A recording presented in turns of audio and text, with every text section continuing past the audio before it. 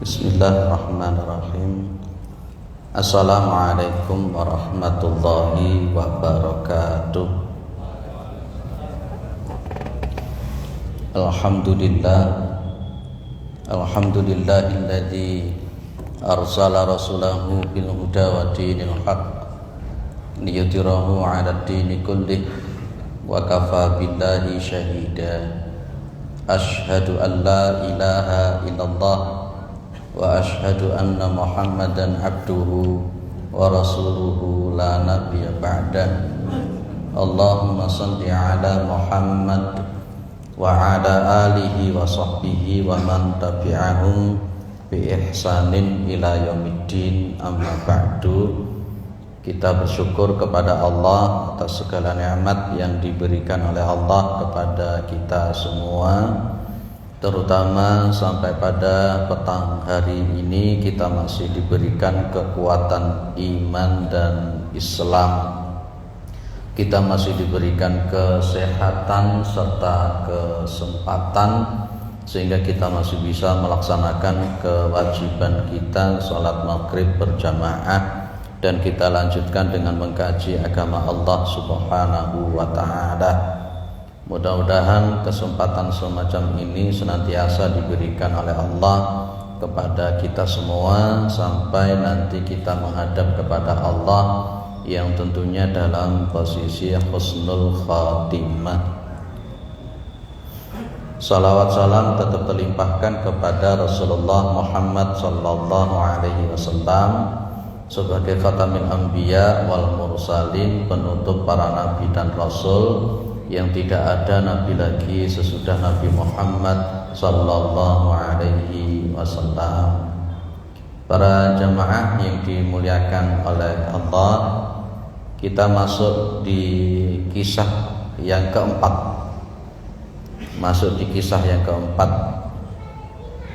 Yang berasal, yang diceritakan oleh Rasulullah Muhammad sallallahu alaihi wasallam. Kalau yang sebelumnya kita membahas tentang qissatul mukhtal, kisahnya orang-orang yang sombong. Sekarang kita akan membahas ceritanya Kanjeng Nabi, orang yang suka untuk menghutangi orang, dan dia juga suka untuk membebaskan orang yang hutang kepada dirinya. La'allallahu yatajawwazu anna. Ada sebuah riwayat dari sahabat Abu Hurairah radhiyallahu anhu, anna Rasulullah sallallahu alaihi wasallam qala, sesungguhnya Rasulullah sallallahu alaihi wasallam bersabda, kana rajulun yudayinu an-nasa. Yudayinu itu artinya kalau kita lihat di bawahnya itu ay yu'amiluhum biddaini bi ayyabi alahum ila ajalin au yu'tihim dainan. Itu yudayinu annas. Banyak orang yang menerjemahkan yudayinu annas itu ya dia itu bermuamalah, bentuk-bentuk muamalah. Di antaranya ketika dia jual, umpamanya kan ya, dia jualan sesuatu, ada orang yang kemudian membeli, mungkin orang itu tidak punya uang, nah, maka dia itu diberi barang tanpa ada uang. Atau yudayinu annas itu juga mempunyai makna ada orang yang memang betul-betul butuh, dia pinjam kemudian dia pinjami. Jadi Rasulullah menggambarkan ada orang itu kalau dalam bahasa kita senengane ngutangi wong, memberikan hutang kepada orang, ya termasuk dalam posisi dagangannya dia ataupun hal-hal yang lain. Fakana yaqulu lifatahu, maka orang tadi itu, rajul tadi itu berkata kepada siapa? Lifatahu, kepada pembantunya, kepada asistennya. Bilang begini, idza ataita mu'siran fatajawwas anhu. Ya, apabila kamu mendatangi orang yang sedang dalam posisi kesulitan nyaur atau kesulitan bayar, fatajawwas anhu. Fatajawwas anhu. Sudah diampuni saja, dibebaskan saja. Gak usah ditagih. Itu fatajawwas anhu. Ada ndak orang yang punya karakter seperti ini? Ngutangi orang tapi kemudian begitu orang yang diutangi itu kesulitan bayar, kemudian dia hanya mengatakan sudahlah, nggak usah ditagih, memang dia betul-betul kesulitan di dalam membayar. Maka la'allallaha yatajawwazu anna, mudah-mudahan Allah Subhanahu wa taala juga mengampuni dari dosa-dosa kita. Ini ya. Maka kata Rasulullah, falaqiyallaha, maka dia ini mati bertemu dengan Allah nantinya, fatazawwaja anhu, maka Allah mengampuni dari dosa-dosanya dia. Menarik Pak. Jadi namanya muamalah, kita hidup bermasyarakat itu kadang-kala kita ya butuh sama orang. Kita kadang-kala ya butuh sama orang. Ada enggak di sini enggak punya utang? Ada enggak di sini tidak punya hutang? Kanjeng Nabi saja juga punya hutang. Sampai Rasulullah pernah menggadaikan baju perang beliau kepada seorang Yahudi. Ini orang ini dermawan. Orang ini dermawan. Suka membebaskan, suka istilahnya itu. Ya gak usah nyaur lah istilahnya begitu.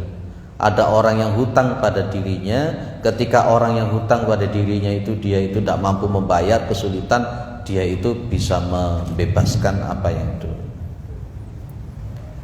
Di dalam riwayat Abu Hurairah yang lain, ini lebih panjang, sama-sama diriwayatkan oleh Abu Hurairah.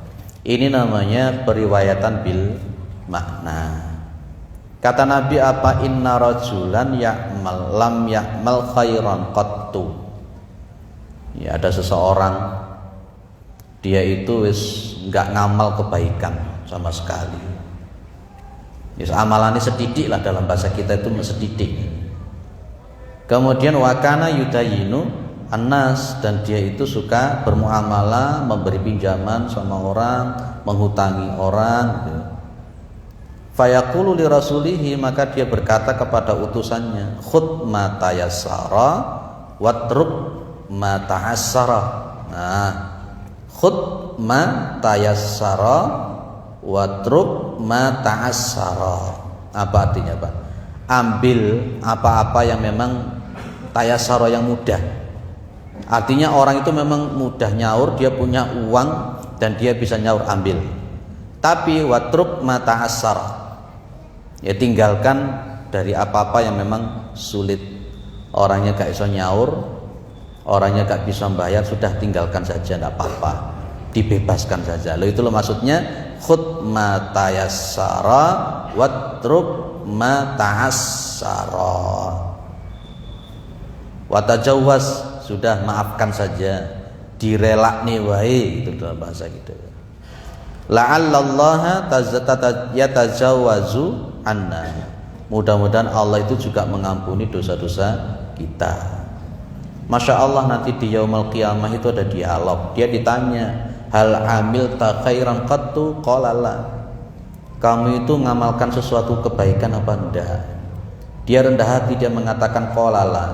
Illa annahu kana li gulamun wa kuntu udayyinu annas fa idza ba'athuhu liyataqadda. Ya, dia mengatakan tidak, kecuali saya itu punya pembantu. Saya juga mengutangi orang-orang.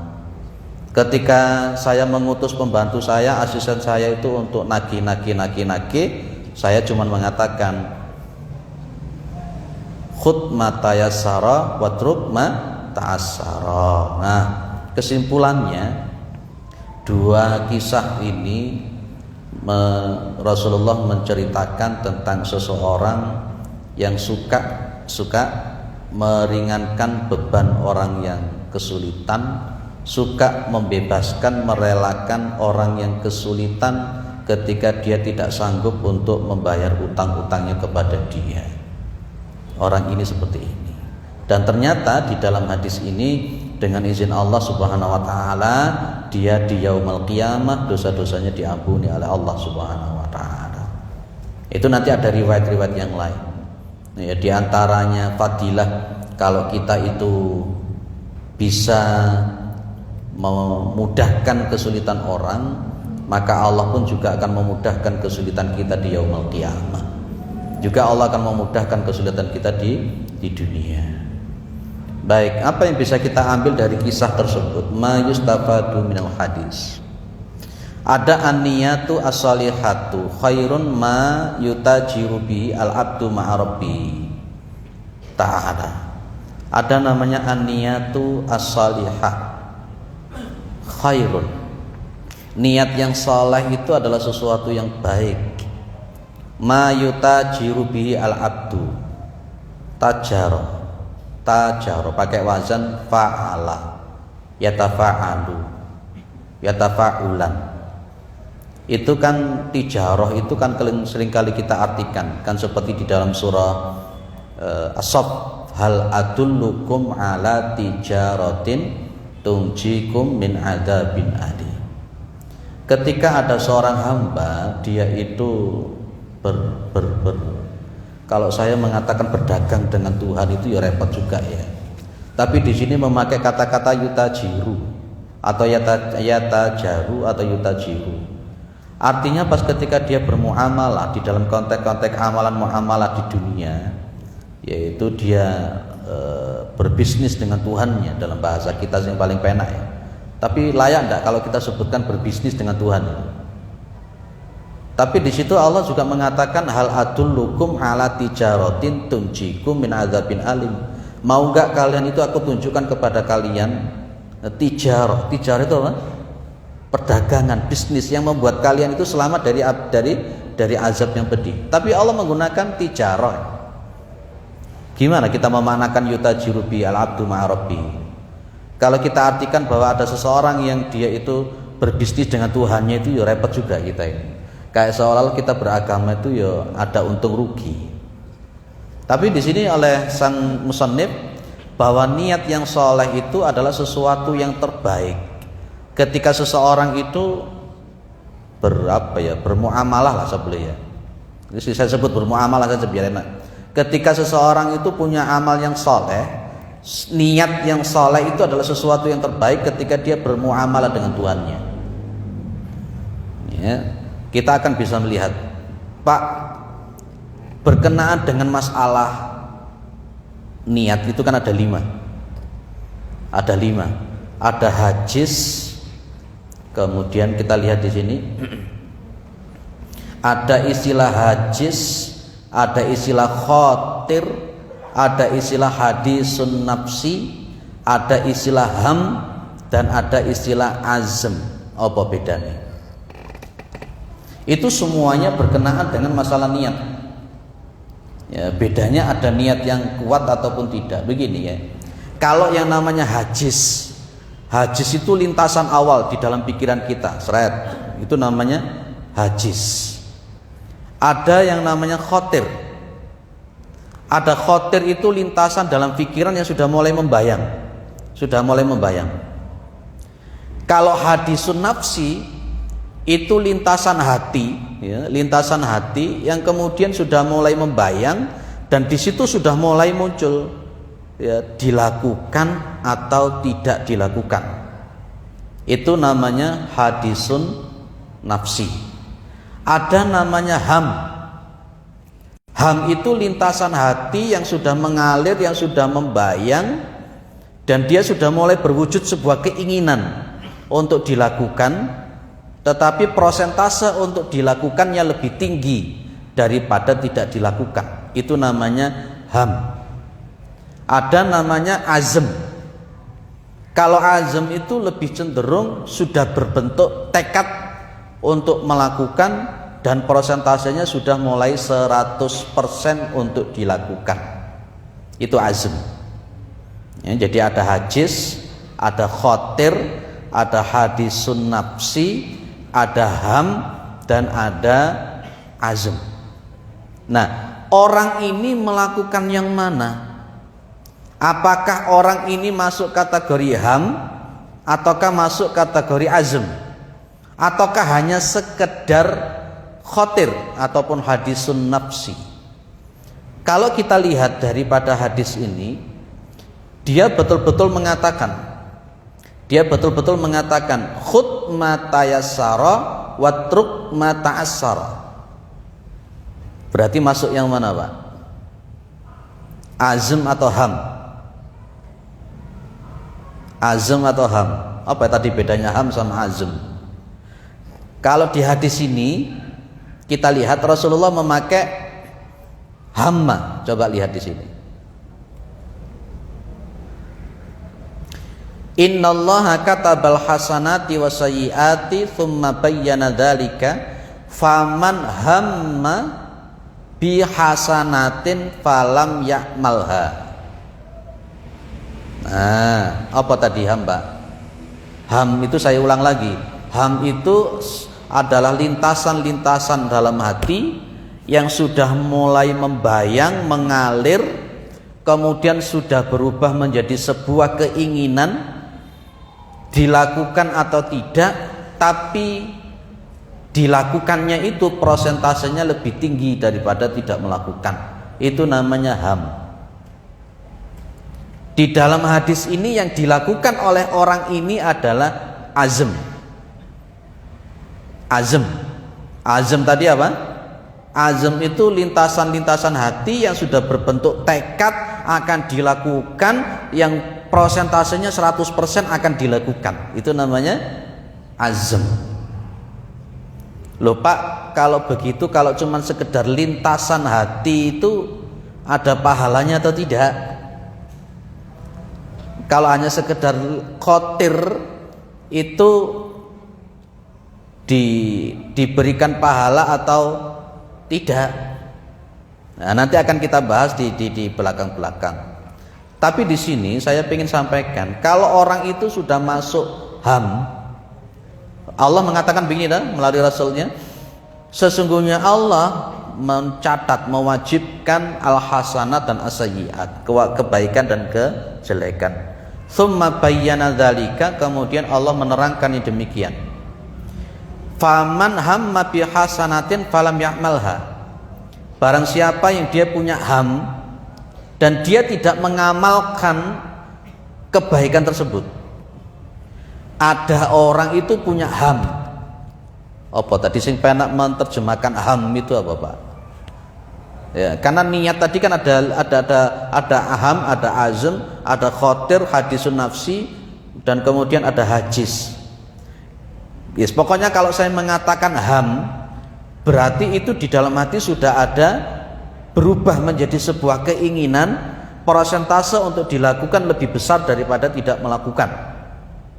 Kalau ada orang itu berham terhadap kebaikan, kemudian dia itu tidak melakukan kebaikan tersebut, maka katabahallahu lahu indahu hasanatan kamilatan.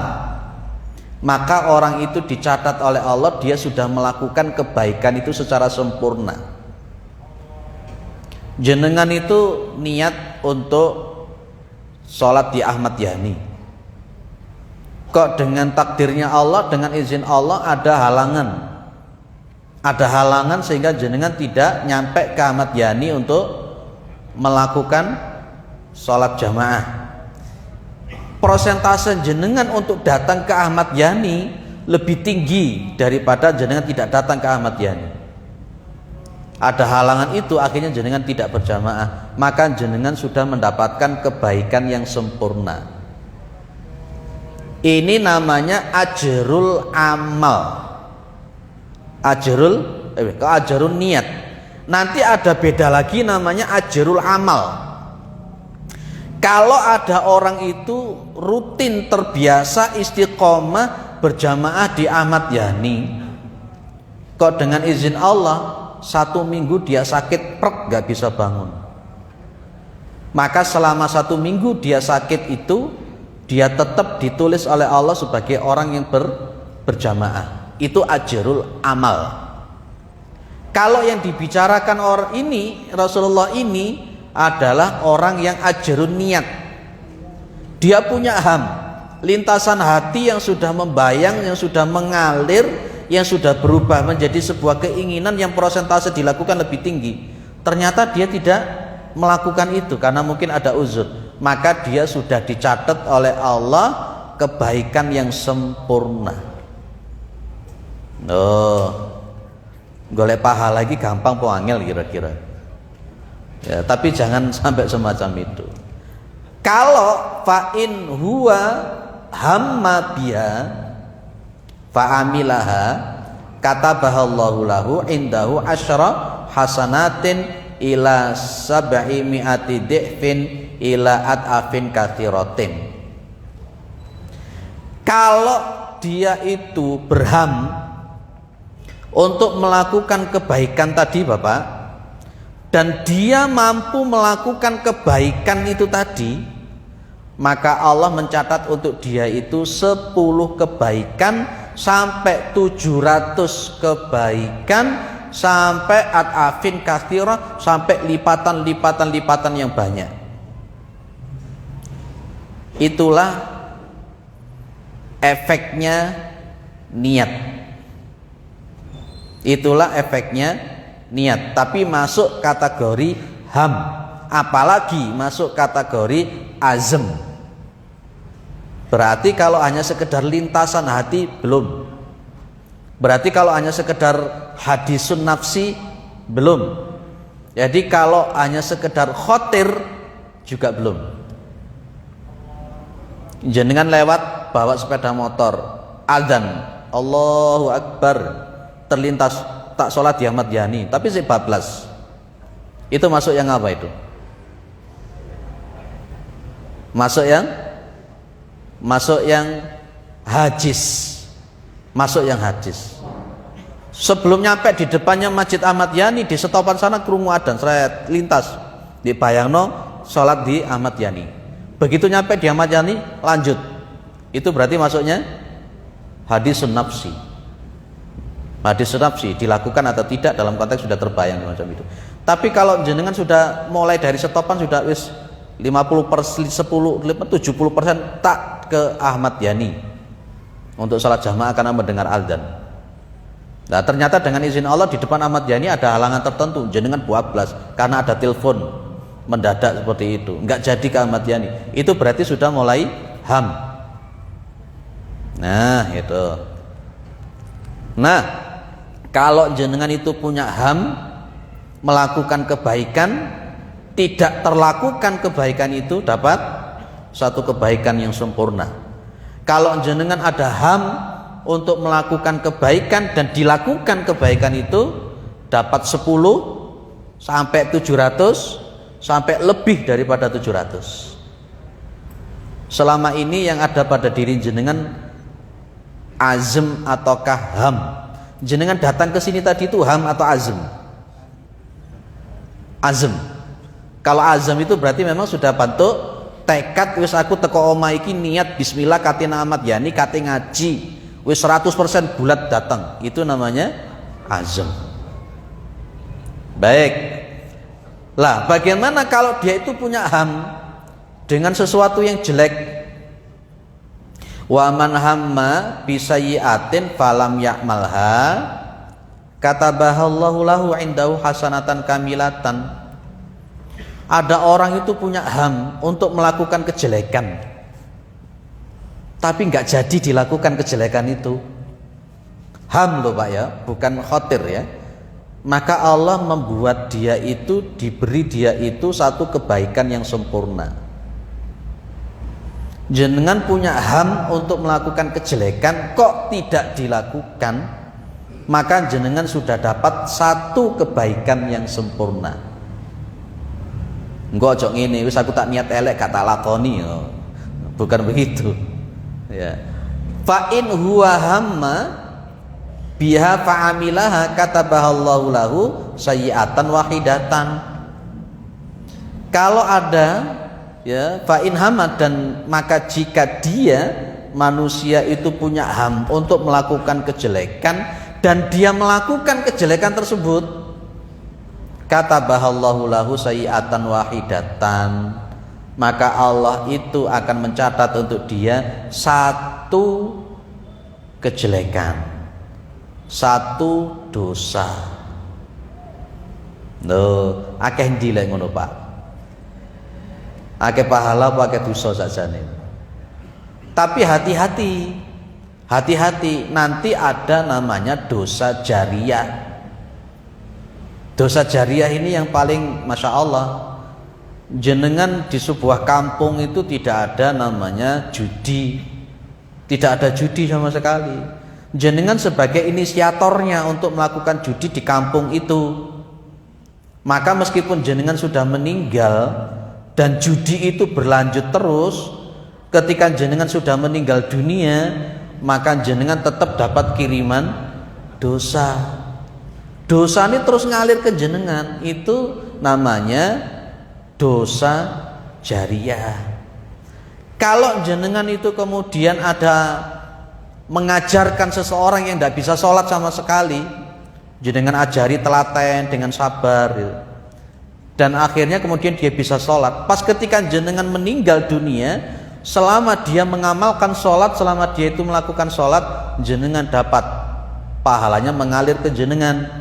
Itu namanya pahala jariyah.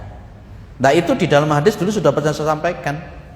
Kayak seperti apa namanya, man sanna sunnatan hasanatan, itulah barang siapa yang membiasakan suatu kebiasaan yang baik, itu kan nanti falahu ajruha wa ajruman amila biha. Ya, dia akan mendapatkan pahala dan pahala orang-orang yang melakukan kebaikan-kebaikan atau kebiasaan-kebiasaan kebaikan itu. Baik, dari cerita yang sudah kita bahas sejak awal, itu niatnya dia sudah kategori azm. Dia ngutus pembantunya, dia ngutus asistennya. Nanti kalau ada orang yang mudah ya sudah, tidak apa-apa diambil. Tapi nanti kalau ketemu dengan orang-orang yang kesulitan, sudah dibebaskan saja utangnya. Berarti masuk kategori azm. Nah, di sini jenengan harus menata mana yang sekedar hajis, mana yang sekedar khotir, mana yang sekedar hadisun nafsi, mana yang ham, dan mana yang azm.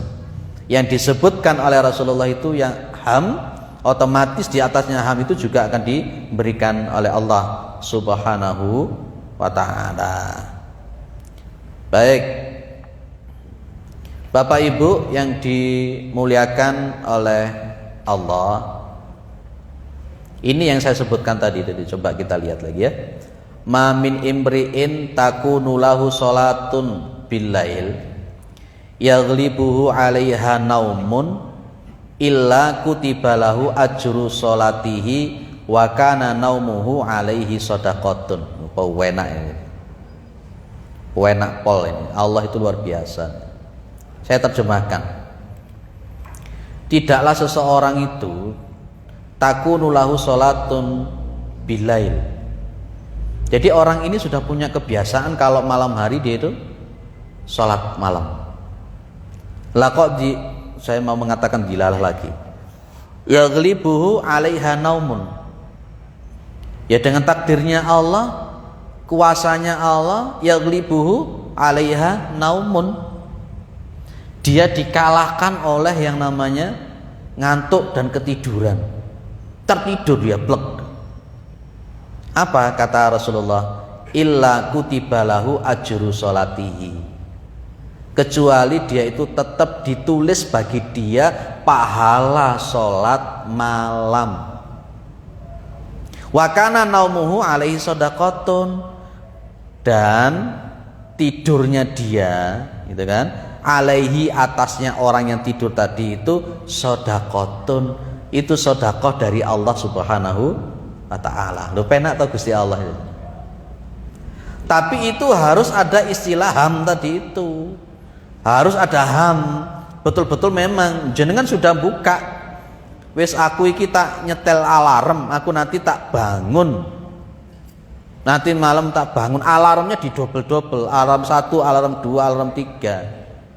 Kok alarm pertama bunyi ngelilir dipateni, alarm yang kedua bunyi ngelilir dipateni meneh saking ngantuknya, alarm yang ketiga blas wis gak krungu. Maka orang semacam ini tetap dia dapat pahala sholat tahajud, dan tidurnya dia itu adalah sedekah dari Allah Subhanahu wa ta'ala. Loh, penak tau Gusti Allah itu. Tapi gak oleh aku tak niat tok tapi mari tak turu. Bukan begitu Pak. Baik, saya lanjutkan. Jadi itulah mustafadatul awal, bahwa niat yang soleh, niat yang baik itu adalah sesuatu yang terbaik ketika seorang hamba itu bermuamalah dengan Allah Subhanahu wa ta'ala. Maka innamal a'malu binniyat itu mutlak. Ya, kalau niat kita itu sudah tidak benar, kita nanti tidak dapat apa-apa. Kayak seperti asbabul wurudnya innamal a'malu binniyat itu kan berkenaan dengan orang yang hijrah. Ketika dia hijrah itu niatnya karena ingin hanya mendapatkan seorang wanita namanya Ummu Qais, sehingga dia tidak mendapatkan apa-apa kecuali hanya mendapatkan seorang wanita itu. Jenengan datang duduk di sini niatnya apa? Yaitu yang jenengan dapat. Jenengan datang ke sini, wis daripada aku nganggur neng omah gak lapo-lapo, mending aku tak lungguh di Ahmad Yani ngurungono kajian. Iku niat bener apa ndak kira-kira, Pak? Itu ham atau bukan? Itu berarti kan jenengan itu memang posisinya wis daripada nganggur neng omah loh, gitu. Daripada gak lapo-lapo mending tak longgone Ahmad Yani ngaji. Itu niat semacam ini benar atau tidak? Coba yang jujur, kira-kira seperti ini betul atau tidak? Ya wis lah ngerti. Maka konteksnya ham, jenengan sejak dari rumah, aku tak datang ke Ahmad Yani. Ada juga orang itu yang mau Jumatan. Mau Jumatan. Kayak jamaah kita kemarin ngomong-ngomong, akhirnya dia ngomong, takut Pak kalau saya belajar tentang tazkiyatun nafas. Loh kenapa kok takut? Saya khawatir niatnya nggak baik. Loh kenapa nggak baik? Kadang Allah itu muncul lintasan di dalam hati antara masjid A, masjid B, antara memilih dia memang Jumatannya di situ karena memang nyaman Jumatan di situ, atau karena di masjid itu ada konsumsinya atau tidak. Dan konsumsinya lebih enak masjid ini atau masjid itu. Ada orang Jumatan niate golek mangan. Itu kira-kira itu sama dengan orang yang hijrah tadi itu karena ingin mendapatkan seorang perempuan. Ada juga Jumatannya, saya tak Jumatan cek iso merem, cek iso turu. Begitu khotibnya khutbah dia tidur lelap. Begitu dia selesai Jumatan dia bilang awakku seger mari Jumatan soale turu. Nah, jenengan selama ini yang mana? Jenengan selama ini yang mana? Maka posisinya nanti dulu sudah saya sampaikan, ada riwayat Imam Muslim ya, dari sahabat Ibnu Abbas ataupun dari sahabat Abu Hurairah. Ada 3 orang, masih ingat ya kisah ini, 3 orang. Yang satunya itu ahli perang, syahid ya kan ya. Qutiltu fika hatta ustus hitu. Di yaumul qiyamah dia bilang, saya ini mati syahid, saya itu mati terbunuh sampai saya syahid. Jawaban di dalam hadis itu apa Pak? Masih ingat? Kadzabta, kamu itu dusta. Jadi kamu itu perang bukan karena aku, tapi kamu itu perang karena ingin disebut sebagai pemberani. Orang yang kedua itu dia menuntut ilmu, dia membaca Al-Quran, dia mengajarkan Al-Quran. Lagi-lagi oleh Allah dikatakan kadzabta, kamu dusta. Kamu mencari ilmu itu bukan karena aku, tapi ingin disebut sebagai orang alim. Kamu membaca Al-Quran bukan karena aku, tapi ingin disebut sebagai qari. Dan orang yang ketiga ahli sedekah. Sama jawaban Allah Subhanahu wa taala. Kadzabta, kamu dusta. Kamu itu bersedekah bukan karena aku tapi ingin disebut sebagai orang yang dermawan. Nah, itu loh Bapak Ibu, itulah fungsi niat dan itulah yang kita sebut dengan mizan batin. Kalau ada orang sholat di masjid ini, pandangan orang akan mengatakan, oh dia baik, dia soleh, dia rukuk, dia sujud, ya.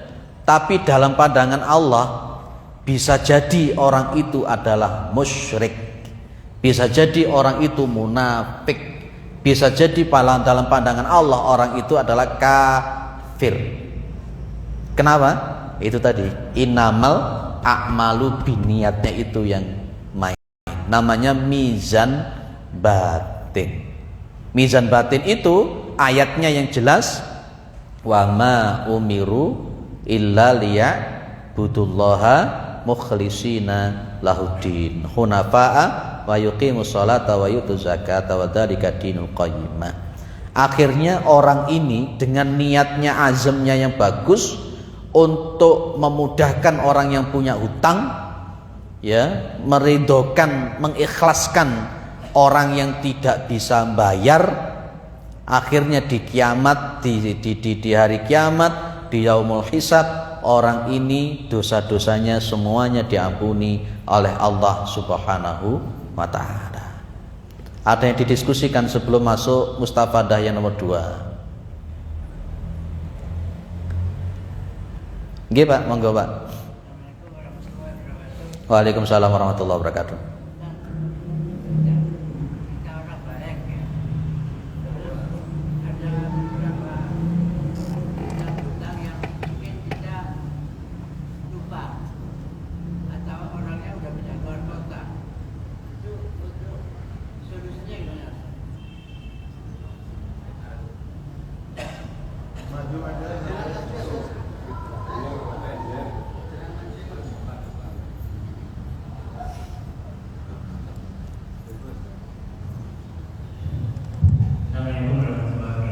Waalaikumsalam warahmatullahi wabarakatuh. Mungkin saja balik ini hingga kita sudah tua, kan banyak ya kejadian-kejadian mungkin yang ternyata hutang atau mengalami yang belum selesai.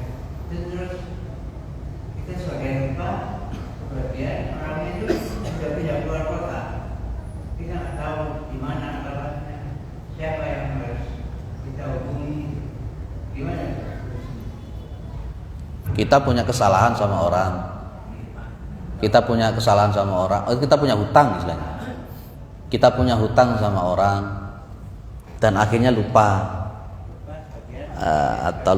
atau mungkin wis wonge ndi karo di mana. Jadi poin pertama yang ingin saya jawab, kenapa mesti kita harus lupa? Maka Rasulullah SAW itu memerintahkan kita kalau kita punya hutang itu catat. Makanya nanti akan ada salah satun hakun 'alallahi aunuhum. Ada 3 orang yang pasti akan ditolong oleh Allah. Di antaranya itu kan al-mukatibu yuridu bihi al-adaa. Orang yang mencatat hutangnya.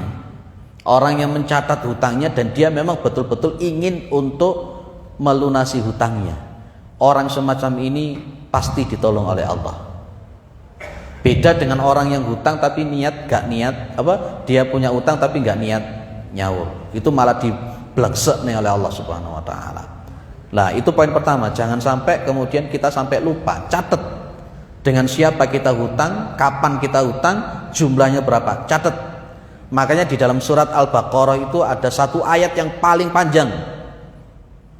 Ada satu surat yang paling satu ayat yang paling panjang di dalam surah Al-Baqarah, ada ayatud dain. Ya, ayat berkenaan dengan masalah hidup. Catat. Nah, Pak, kita sudah mencatat, sudah catat, ternyata catatannya hilang.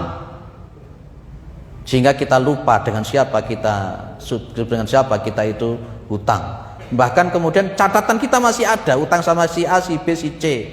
Tapi dia orangnya sudah tidak ada, tidak tahu di mana. nomor HP tidak ngerti, alamatnya di mana, bagaimana model semacam ini.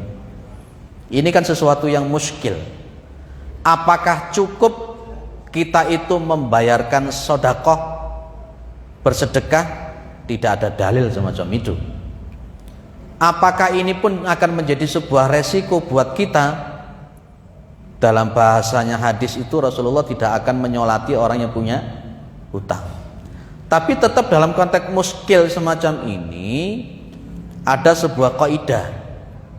Kaidah ini juga terambil di dalam Al-Qur'an. Yuridu bikumul yusra wala yuridu bikumul usra. Allah itu menghendaki kemudahan dan tidak menghendaki kesulitan. Nah, juga di dalam doa-doa kita di akhir-akhir surah Al-Baqarah itu ada Rabbana la tu'akhidna in nasina aw akhtana. Rabbana wa la tahmil 'alaina isran kama hamaltahu 'alal ladzina min qablina. Rabbana wa la tuhammilna ma la taqata lana bi. Nah itulah taqata lana bi. Wahai Allah, jangan bebankan kepada kami yang sementara kami itu memang belum ada kemampuan. Lah berkenaan dengan semacam ini, ya kita nyaur ya ora iso, ya kan? Sementara ada efek untuk utang, maka kita ambil jalan tengah. Memang tidak ada dalil kita sedekah lunas, itu tidak ada dalil. Yang ada dalil justru efeknya kita nanti ketika punya utang belum nyaur. Nah, kita serahkan kepada Allah Subhanahu wa taala. Perbanyak kebaikan-kebaikan, perbanyak bersedekah-bersedekah, dan kemudian serahkan itu kepada Allah Subhanahu wa taala. Ada memang orang yang mengatakan sedekah saja diniatkan untuk nyaur utang. Ada yang memang mengatakan semacam itu. Cuman masalahnya kalau dicari dalil yang qat'i tentang masalah itu ya gak enak. Gitu. Ya, wa a'lam bishawab, kalau tentang masalah semacam itu namanya muskilah. Sesuatu yang muskilah. Sudahlah, kita serahkan saja kepada Allah. Makanya sejak awal sudah diberitahu oleh Rasulullah, kalau punya utang catat niat yang kuat untuk bisa nyaur utang, dan ketika sudah punya uang sesegera mungkin untuk nyaur. Dan kalau memang kita itu punya uang, kemudian kita itu menunda nyaur utang, itu namanya zalim. Rasulullah mengatakan matlul ghaniyyi dzulmun. Menunda-nundanya orang yang sudah punya kemampuan untuk bayar utang dan dia tidak membayar utang, itu dzulmun. Itu adalah apa namanya? Zalim. Ya harapan kita ya mudah-mudahan saja orang-orang ini yang sudah pergi yang punya piutang itu mereka mengikhlaskan itu untuk kita. Itu saja konteksnya. Tapi andai kata nanti di yaumul qiyamah kita tetap dihisab karena hutang-hutang semacam itu ya resiko kita. Itu saja kalau saya. Itu kalau itu resiko saya seperti itu. Makanya sejak awal kita kalau berkaitan masalah utang itu kudu sing hati-hati. Catat, berupaya untuk bila perlu memang betul-betul menyisihkan uang untuk bayar utang. Beli sepeda motor dulu atau nyaur utang? Beli HP dulu atau nyaur utang? Lah tuku klambi anyar dhisik apa nyaur utang? Nah itu kita juga perlu ada fikih aulawiyat berkenaan dengan masalah hutang piutang. Itu saja jawaban saya spekulatif. Andai kata maunya tidak terpuaskan dengan jawaban saya, ya mohon maaf yang sebesar-besarnya. Cukup ya Pak? Baik, kita nanti akan lanjutkan di pertemuan berikutnya masih dalam kisah yang keempat. Mudah-mudahan bermanfaat, mudah-mudahan kita adalah orang-orang yang husnul khatimah. Subhanakallahumma wa bihamdika asyhadu an la ilaha illa anta astaghfiruka wa atubu ilaik. Assalamualaikum warahmatullahi wabarakatuh.